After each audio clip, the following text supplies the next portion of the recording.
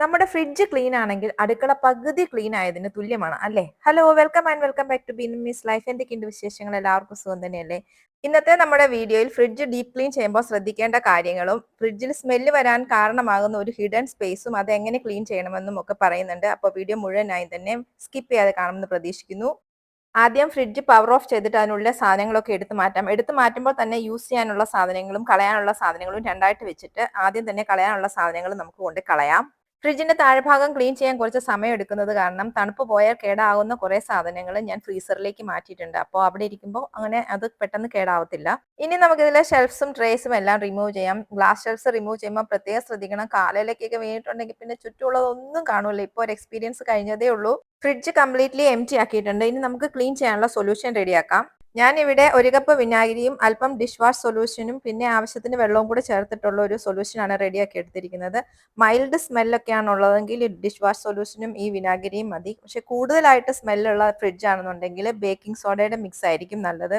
Baking soda ചൂടുവെള്ളത്തിൽ mix ആക്കിയിട്ട് തുടച്ചാൽ മതി. ഇനിയിപ്പോൾ സ്മെൽ ഒന്നും ഇല്ലാത്തതാണെന്നുണ്ടെങ്കിൽ സാധാരണ ഡിഷ് വാഷ് സൊല്യൂഷനും വെള്ളവും കൂടെ മിക്സ് ചെയ്തിട്ട് തുടച്ചാൽ മതി. ഓരോ ഭാഗം തുടച്ച് കഴിയുമ്പോഴും നേരെ കൊണ്ടുപോയി സോപ്പ് സൊല്യൂഷനിലേക്ക് മുക്കാതെ മറ്റൊരു പാത്രത്തിൽ വെള്ളം വെച്ച് ആ ഒരു തുണി ഒന്ന് കഴുകിയതിന് ശേഷം വീണ്ടും സോപ്പ് സൊല്യൂഷനിൽ മുക്കി തുടയ്ക്കുകയാണെന്നുണ്ടെങ്കിൽ സോപ്പ് സൊല്യൂഷൻ നമ്മുടെ ക്ലീനിങ് തീരുന്നത് വരെ നല്ല ക്ലീൻ ആയിട്ട് തന്നെ ഇരുന്നോളും. പിന്നെ നമ്മൾ ക്ലീൻ ചെയ്യുമ്പോൾ ഏറ്റവും കൂടുതൽ ശ്രദ്ധിക്കേണ്ട ഒരു സ്ഥലമാണ് ഈ ഗാസ്കറ്റ്. ഇവിടെയാണ് ഫംഗസ് ഒക്കെ ഒരുപാട് വളരുന്നത്. ഈ ഭാഗം ക്ലീൻ ചെയ്യാനായിട്ട് ഞാൻ ബേക്കിംഗ് സോഡ കുറച്ച് വെള്ളവും ചേർത്ത് ഒരു ലൂസ് പേസ്റ്റ് പോലെ ആക്കി എടുത്തിട്ടുണ്ട്. അതൊരു ബ്രഷിലേക്ക് വെച്ചിട്ട് നമ്മൾ ആ ഭാഗത്ത് നന്നായിട്ട് ഉരച്ചു കൊടുക്കാം. ഇതുപോലെയുള്ള കാര്യങ്ങൾ ചെയ്യാൻ നമ്മൾ ഒരിക്കലും ഉപയോഗിച്ച ബ്രഷുകൾ എടുക്കരുത്. ഇങ്ങനെയുള്ള കാര്യങ്ങൾക്ക് വേണ്ടി നമ്മൾ എപ്പോഴും ഒരു പുതിയ ബ്രഷ് മാറ്റി വെക്കുന്നതാണ് നല്ലത്. അല്ലെങ്കിൽ പിന്നെ ഇങ്ങനത്തെ ഒരു ക്ലീനിങ് ബ്രഷ് വാങ്ങിക്കാൻ വേണ്ടി കിട്ടും. അത് വെച്ചിട്ടായാലും നമുക്ക് നന്നായിട്ട് ക്ലീൻ ചെയ്തെടുക്കാം. എന്നിട്ട് ഒരു നനഞ്ഞ തുണി കൊണ്ട് നന്നായിട്ട് അത് തുടച്ചെടുക്കണം. ഈ രീതിയിൽ നമുക്ക് ഗ്യാസ്കറ്റ് ഏരിയ മുഴുവനായിട്ടും വൃത്തിയാക്കി എടുക്കാം.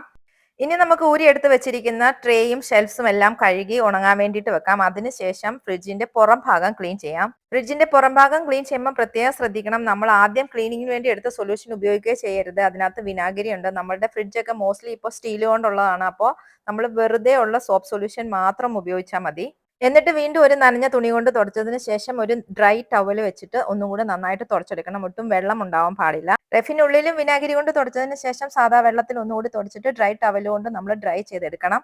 ഫ്രിഡ്ജൊക്കെ നമ്മൾ എപ്പോഴും മൂവ് ചെയ്യാത്തതുകൊണ്ട് അതിന്റെ അടിയിലത്തെ ഫ്ലോറിൽ പൊടിയൊക്കെ ഉണ്ടാവും. അതും കൂടി ഈ സമയത്ത് ക്ലീൻ ചെയ്ത് വിടാം. ഫ്രീസർ ക്ലീൻ ചെയ്യുമ്പോൾ ഏറ്റവും കൂടുതൽ ശ്രദ്ധിക്കേണ്ട ഒരു പാർട്ടാണിത്. സാധാരണ നമ്മൾ ആരും ശ്രദ്ധിക്കാത്ത ഒരു പാർട്ട് കൂടിയാണ്. പിന്നെ ഇതിങ്ങനെ ഉയർത്തിയെടുക്കാനായിട്ട് നമ്മൾ ടൂൾസ് ഒന്നും ഉപയോഗിക്കേണ്ട കാര്യമില്ല. കത്തി അങ്ങനത്തെ സാധനം ഒന്നും ഉപയോഗിക്കേണ്ട. ചിലപ്പോൾ പൊട്ടിപ്പോയിട്ടുണ്ടെങ്കിൽ അത് യൂസ്ലെസ് ആയി പോകും. കൈകൊണ്ട് തന്നെ നമുക്ക് ഈസി ആയിട്ട് ഇതിങ്ങനെ പൊക്കിയെടുക്കാൻ വേണ്ടിയിട്ട് പറ്റും. ഫ്രീസറിൽ നമ്മൾ നോൺ വെജ് ഒക്കെ വെക്കുമ്പോൾ എപ്പോഴും എന്തെങ്കിലും പാത്രത്തിനകത്താക്കി വെക്കാൻ ശ്രദ്ധിക്കണം. ഒരു കവറിൽ മീൻ കൊണ്ട് വെച്ചപ്പോഴേക്കും പറ്റിയതാണിത്. ആ അഴുക്ക് വീണ് കിടക്കുന്ന ഭാഗം പ്ലാസ്റ്റിക് അല്ല, അത് തെർമോകോൾ പോലെ പോളിസ്റ്റൈറീൻ ഫോം എന്ന് പറയുന്ന ഒരു സാധനമാണ്. അതുകൊണ്ട് തന്നെ അത് ക്ലീൻ ചെയ്യുമ്പോൾ നമ്മൾ നന്നായിട്ട് കെയർ ചെയ്യണം. ബ്രഷോ സ്റ്റീൽ വൂളോ ഒന്നും വെച്ച് അത് ഹാർഡായിട്ട് റബ്ബ് ചെയ്യാൻ പാടില്ല. നനഞ്ഞ ഒരു തുണി അല്ലെങ്കിൽ സോപ്പ് സൊല്യൂഷനിൽ മുക്കിയ ഒരു തുണി കൊണ്ട് മെല്ലെ മെല്ലെ അത് നന്നായിട്ടൊന്ന് തുടച്ചെടുക്കാനേ പാടുള്ളൂ. ഇപ്പൊ ഈ ഭാഗം ഏകദേശം നന്നായിട്ട് ക്ലീൻ ആയിട്ടുണ്ട്. ഇനി ഇതിന്റെ കവർ കൂടി നന്നായിട്ടൊന്ന് കഴുകി തുടച്ചിട്ട് നമുക്ക് ഇവിടെ കൊണ്ടുവന്ന് ഫിക്സ് ചെയ്യാം. ഫിക്സ് ചെയ്യാനും വളരെ ഈസിയാണ്. ജസ്റ്റ് അതൊന്ന് കയറ്റി അങ്ങോട്ട് വെച്ച് അതിലൊരു ഫ്രണ്ട് ബാക്ക് എന്ന് എഴുതിയിട്ടുണ്ടാവും. അത് നമ്മളൊന്ന് ജസ്റ്റ് അതിലേക്ക് വെച്ചിട്ട് പ്രസ് ചെയ്ത് കൊടുത്താൽ മാത്രം മതി. ഇപ്പൊ നമ്മളുടെ ഫ്രിഡ്ജിന്റെ ക്ലീനിങ് പാർട്ട് ഓൾമോസ്റ്റ് കഴിഞ്ഞു. ഇനി നമുക്ക് ട്രേസും ഷെൽഫ്സും എല്ലാം തിരിച്ച് അതിലെ വെള്ളമെല്ലാം നന്നായിട്ട് തുടച്ച് ഡ്രൈ ആക്കിയതിന് ശേഷം അകത്തേക്ക് വെക്കാം. ഗ്ലാസ് ഷെൽഫിലെ പാടുകളൊക്കെ പോകാൻ വേണ്ടിയിട്ട് ഞാൻ ആസ് യൂഷ്വൽ പേപ്പർ കൊണ്ട് ഒന്ന് നന്നായിട്ട് തുടച്ചു കൊടുക്കുന്നുണ്ട്. നമ്മൾ ഫ്രിഡ്ജ് ഡീപ് ക്ലീൻ ചെയ്യുമ്പോൾ ശ്രദ്ധിക്കേണ്ട പ്രധാനപ്പെട്ട ഒരു കാര്യം, നമ്മൾ ക്ലീൻ ചെയ്യുന്ന സമയത്ത് ഫ്രിഡ്ജ് അങ്ങോട്ടും ഇങ്ങോട്ടും മൂവ് ചെയ്യിപ്പിച്ചിട്ടുണ്ടെങ്കിൽ ഒരു 30 മിനിറ്റ് മുതൽ 1 അവർ കഴിഞ്ഞതിന് ശേഷം മാത്രമേ ഫ്രിഡ്ജ് ടേൺ ഓൺ ചെയ്യാവുള്ളൂ. അതിലെ കംപ്രസർ ഓയിൽ ഒന്ന് സെറ്റിൽ ചെയ്യാൻ വേണ്ടിയുള്ള ടൈമാണ് അത്. പെട്ടെന്ന് നമ്മൾ ഓൺ ആക്കിയിട്ടുണ്ടെങ്കിൽ ചിലപ്പോൾ കംപ്രസർ ഡാമേജ് ആവാം, അല്ലെങ്കിൽ കൂളിംഗ് കുറയാം, അങ്ങനെയുള്ള പ്രശ്നങ്ങളുണ്ടാവും. പിന്നെ നമ്മൾ സാധനങ്ങൾ തിരിച്ചു വെക്കുമ്പോൾ എല്ലാം ഒന്ന് ഡ്രൈ ടവൽ വെച്ചിട്ട് തുടച്ചിട്ട് വെക്കുവാണെങ്കിൽ നല്ലതായിരിക്കും. ആഴ്ചയിൽ ഒരിക്കൽ ലെഫ്റ്റ് ഓവർ സാധനങ്ങളൊക്കെ മാറ്റി ഷെൽഫ്സ് ഒക്കെ ഒന്ന് വൈപ്പ് ചെയ്യുവാണെങ്കിൽ സ്മെല്ല് വരാതിരിക്കാൻ നല്ലതായിരിക്കും. പിന്നെ സ്മെല്ല് ഉണ്ടാവാതിരിക്കാനായിട്ട് ഒരു ചെറിയ പാത്രത്തിൽ 2 ഹോൾ ഇങ്ങനെ ഇട്ട് കൊടുത്തിട്ട് അതിലേക്ക് കുറച്ച് ബേക്കിംഗ് സോഡ ഇട്ട് വെച്ചാൽ മതി. പിന്നെ ഈ വീഡിയോ ഇഷ്ടപ്പെട്ടിട്ടുണ്ടെങ്കിൽ നിങ്ങളുടെ ക്ലീനിങ് ടിപ്സ് കൂടി ഷെയർ ചെയ്തേക്കണേ. പിന്നെ ചാനൽ സബ്സ്ക്രൈബ് ചെയ്യാത്തവരൊന്ന് സബ്സ്ക്രൈബ് ചെയ്ത് സപ്പോർട്ട് കൂടി ചെയ്യണേ. Thank you for watching.